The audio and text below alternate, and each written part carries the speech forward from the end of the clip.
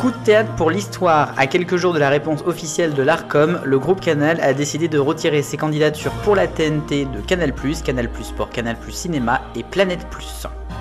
Nous sommes le dimanche 8 décembre 2024. Bonjour à tous, voici le TV 168.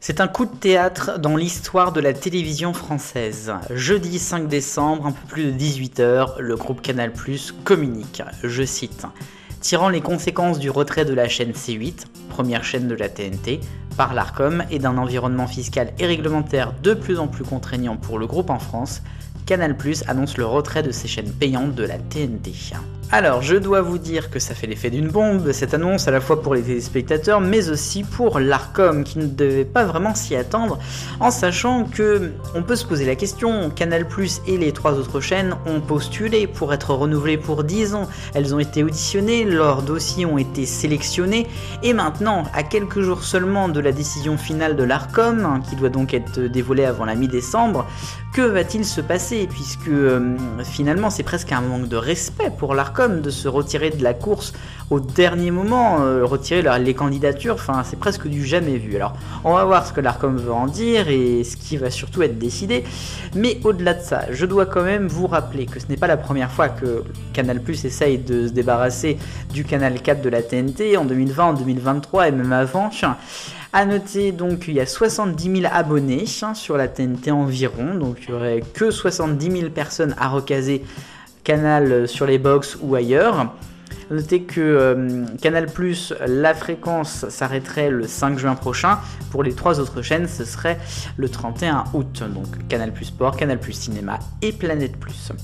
La TNT payante va donc rester, mais avec une seule chaîne, Paris Première. Que va devenir Paris Première? C'est une question qu'on pourra se poser.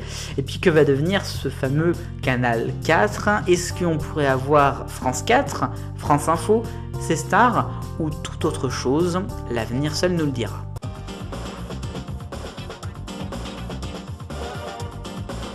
La question 168, est-ce que vous croyez au rachat d'ITV par TF1 prochainement? Vous avez été en majorité à répondre oui, 67% d'entre vous, 33% pensent que non. On verra, seul l'avenir nous le dira. Et la nouvelle question cette semaine, je viens d'en parler, c'est un sujet brûlant. Quelle chaîne alors pour remplacer Canal sur le canal 4 de la TNT?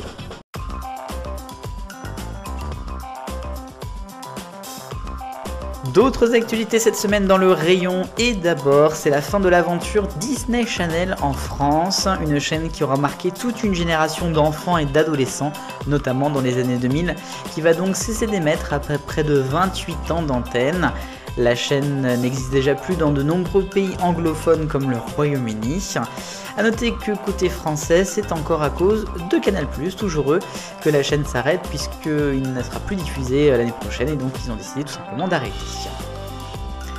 On va partir en Suède maintenant avec l'Eurovision, ou en tout cas la sélection pour l'Eurovision 2025 qui se déroulera à Bâle en Suisse.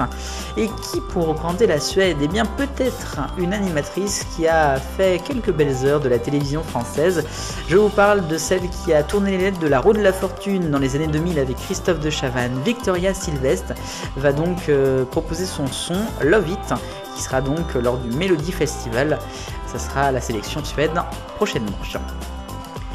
Dans l'actualité, après la Suède, le Royaume-Uni et la BBC, et c'est très compliqué pour la BBC, notamment après des scandales d'harcèlement sexuel qui touchent un des animateurs de MasterChef, en tout cas une des personnes qui participent à MasterChef. Il s'agit de Greg Wallace, très connu. Il a présenté ses excuses lundi pour toute faute dont il aurait pu être à l'origine, je cite. Et puis on termine ce rayon avec une information en France quand même, ça fait du bien. BFM TV qui est un petit peu dans la tourmente en ce moment, niveau audience mais aussi niveau organisation. Il y a eu pas mal de changements d'incarnation et notamment Eric Brunet qui est écarté du 20h-22h plein milieu de saison. Et il sera remplacé au mois de janvier par Maxime Switek qui prendra donc les rênes et qui proposera un 20h. C'est pas la première fois qu'il y a un 20h d'ailleurs sur BFM TV.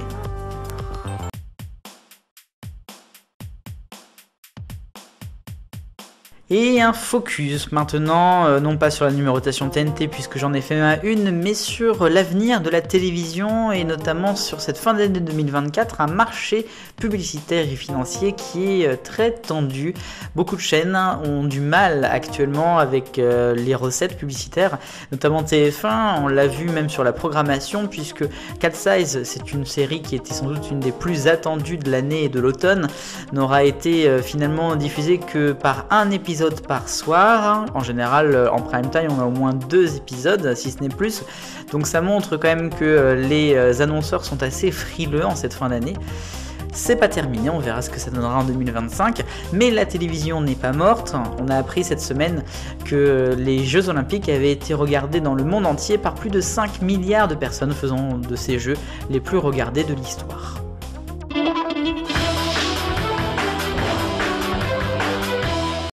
Les points gays, je vais parler d'une personnalité, ou plutôt ancienne personnalité du monde du football à la télévision. Il s'agit de Pierre Ménez, qui a été longtemps sur Canal+, et c'est justement de ça qu'on parle. Vous le savez, il a été accusé pendant de nombreuses semaines de comportements un petit peu sexistes et puis de problèmes qu'il y a eu, notamment avec Marie Portolano, ancienne journaliste du service des sports de Canal. Elle a sorti un livre à cette année là, 2024 où elle plus ou moins identifie clairement Pierre Ménez dans ses dires, dans ses propos. Ça ne lui a pas plu, donc il a décidé de porter plainte pour diffamation publique, plainte qui a été reçue. Il en a parlé cette semaine dans une vidéo publiée sur sa chaîne YouTube. À noter qu'il y avait eu déjà un documentaire il y a 3 ans avec notamment toujours Marie Portolano qui avait été très suivi.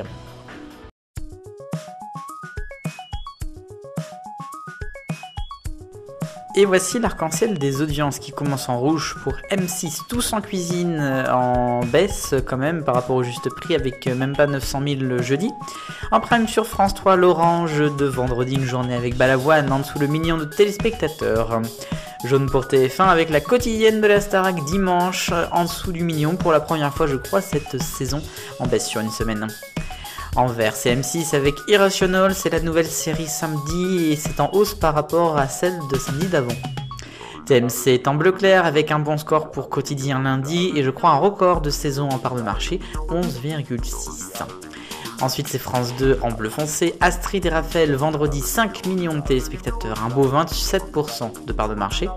Et puis c'est Monsieur le Président de la République en violet pour son allocution jeudi, en tout, toutes les chaînes confondues, 17 millions de téléspectateurs. Les audiences de novembre 2024 a signalé une petite baisse pour France 2, sinon C8 est 5e chaîne de France, derrière France 5, TMC, CNews et Arte qui remontent un tout petit peu. Pour la deuxième page, BFM TV n'est que 10e, 2,8%, baisse également pour W9, sinon presque du RS, j'ai envie de vous dire, Canal+, qui remonte en 18e place. Et puis derrière, on a la chaîne L'Équipe en 19 et France Info qui ferme comme d'habitude la marche.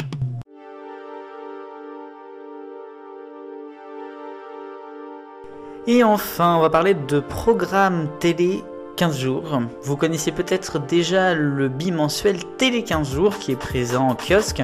Il y a aussi Télé 2 semaines ou encore TV Grande Chaîne. Et bien voici maintenant programme Télé 15 jours.